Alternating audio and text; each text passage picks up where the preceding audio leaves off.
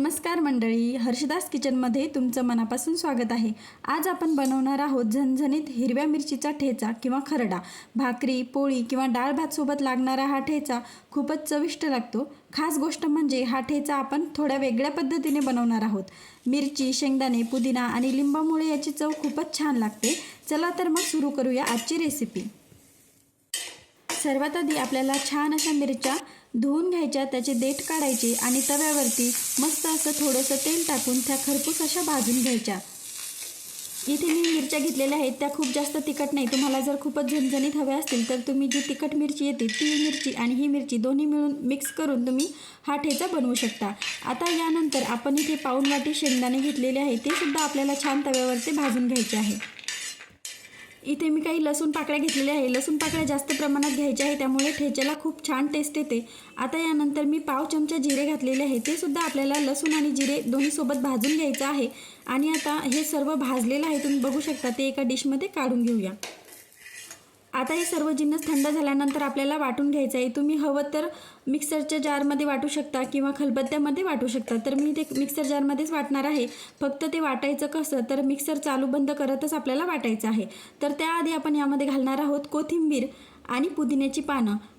मंडळी, जर तुम्हाला पुदिना कसा स्टोअर करायचा हा व्हिडिओ बघायचा असेल तर आपल्या चॅनलवरती आलेला आहे। आता उन्हाळ्यामध्ये आपल्याला खूप जास्त प्रमाणात पुदिन्याचा उपयोग करावा लागतो।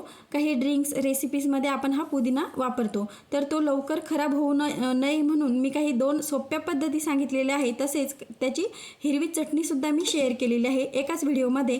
तो व्हिडिओ जर तुम्ही बघितला नसेल तर नक्की बघा। यामध्ये मीठ आणि लिंबू टाकून मी हा खरडा किंवा मिरचीचा ठेचा वाटून घेतलेला आहे। तुम्ही बघू शकता, खूप जास्त बारीक आपल्याला करायचं नाही, ह्या पद्धतीने आपल्याला टेक्स्चर ठेवायचं आहे। तर एकदम आपल्याला मगाशी सांगितल्याप्रमाणे एकदम आपल्याला सारखं असं फिरवून घ्यायचं नाही, तर मिक्सर चालू बंद करत आपल्याला फिरवायचं आहे। तर आता तवा गरम केल्यानंतर त्यावर थोडंसं तेल टाकायचं आणि कढीपत्त्याची पाने टाकायची। कढीपत्त्याची पानं तेलामध्ये फ्राय झाल्यानंतर यामध्ये आपण जो वाटलेला ठेचा आहे तो यामध्ये घालायचा आहे। अशा पद्धतीने तुम्ही एकदा तेलामध्ये परतवून बघा, खूप छान टेस्ट येते। फक्त 1 मिनिट आपल्याला हा ठेचा परतवून घ्यायचा आहे, तेलामध्ये छान गरम करून घ्यायचा आहे। यामुळे आपला ठेचा एकदम मस्त असा लागतो। तुम्ही एकदा नक्की ट्राय करून बघा। तर मंडळी, पाहिलं ना, किती सोप्या पद्धतीने आपण झणझणीत हिरव्या मिरचीचा ठेचा बनवला। तुम्हीही हा ठेचा घरी नक्की करून पहा आणि कसा झाला ते कॉमेंटमध्ये सांगा। व्हिडिओ आवडला असेल तर लाईक करा आणि चॅनल सबस्क्राईब करा। आणि मंडळी, पुढच्या व्हिडिओमध्ये आपण बनवणार आहोत उन्हाळी वाळवण स्पेशल दह्यातील मिरच्या, तेही 2 वेगळ्या पद्धतीने। तो व्हिडिओही नक्की बघा।